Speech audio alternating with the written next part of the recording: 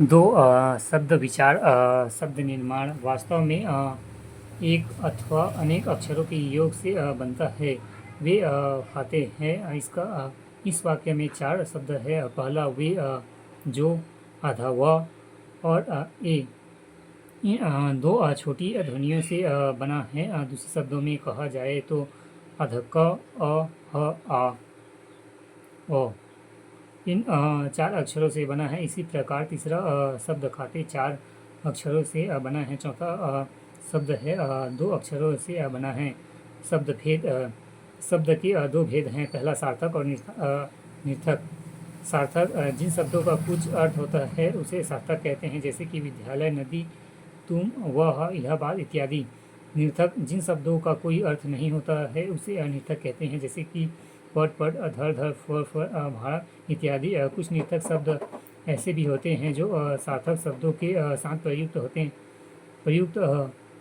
होते हैं, जैसे कि पानी, वानी, खाना, वाना, रोटी, वोटी। इनमें वानी, वाना, ऊटी वाले शब्द निर्थक हैं जो सार्थक शब्दों के साथ प्रयुक्त हुए हैं, जैसे कि घोड़ा, हिना, हिना, रहना, रहा है। बंदूक की ठाँ ठाँ की आवाज़ आई। बनावट के आधार पर शब्दों के तीन भेद होते हैं। रूढ़ शब्द उनको कहते हैं जो शब्द की योग से नहीं बनते हैं, जैसे कि आँख, जीवा, जल, घर इत्यादि। यौगिक जो शब्दों के योग से बनते हैं उन्हीं यौगिक कहते हैं, जैसे कि पाठशाला, घुड़सवार, प्रशनन इत्यादि। योग रूढ़ जो शब्द दो शब्दों के अधिक शब्दों से बनते हैं पर अपना सामान्य अर्थ छोड़कर कोई विशेष अर्थ देने लगते हैं, उन्हें योग रूढ़ कहते हैं। जैसे पंकज, जलद आदि। पंकज शब्द जो दो शब्दों के योग से बनता है। पंक का अर्थ होता है कीचड़ और ज का अर्थ होता है उत्पन्न। वास्तव में कमल कीचड़ से उत्पन्न होता है। वही कई जोग, सिंघड़ा आदि भी तो बहुत सी चीज़ें जो जल और कीचड़ से उत्पन्न होती है। इसके बाद भी पंकज केवल कमल को ही कहा जाता है, किसी और अन्य वस्तु को नहीं। इस प्रकार झलक देने वाला कोई मनुष्य भी हो सकता है, किंतु मनुष्य को जलद न कहकर मात्र बादल को ही जलद कहा जाता है। निश्चित रूप से विचारणीय पक्ष है। उत्पत्ति के आधार पर शब्दों के चार भेद होते हैं: तत्सम, तद्भव, देशज और विशेषज। तत्सम संस्कृत के वे शब्द जो ज्यों के त्यों हिंदी के प्रयोग किए जाते हैं तत्सम शब्द कहलाते हैं, जैसे कि शिखा, शांति, तत्व, महत्व एवं हर्ष इत्यादि।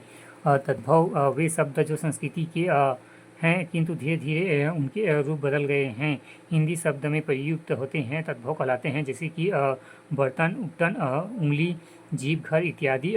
देशज बिना शब्दों के विषय में हमको ज्ञान नहीं होता है कि वे किस भाषा के लिए किए गए हैं, उनको देशज कहते हैं, जैसे कि शेर, अलापिन, कंधी।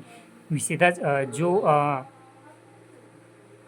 शब्द विशेषज भाषाओं के ज्यों के त्यों या परिवर्तित रूप में हिंदी में प्रयोग में लाए जाते हैं, इसे विशेषज शब्द कहलाते हैं। वास्तव में फारसी, अरबी, तुर्की एवं अंग्रेजी आदि भाषाओं से जो शब्द हिंदी में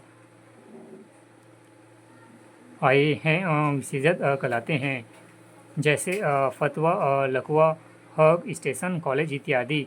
अर्थ के आधार पर शब्दों के तीन प्रकार होते हैं: वाचक, अभिधा। जिन शब्दों के अर्थ सरलता से समझा जा सकता है उनको वाचक कहते हैं, जैसे कि विद्यालय, मेला, नगर, सड़क, पुल, फल, स्कूल, पार्क आदि। लक्षण में वे शब्द जिनका सीधा शाब्दिक अर्थ लेकर प्रयोजन वश दूसरा अर्थ किया जाता है लक्षण शब्द कहलाते हैं।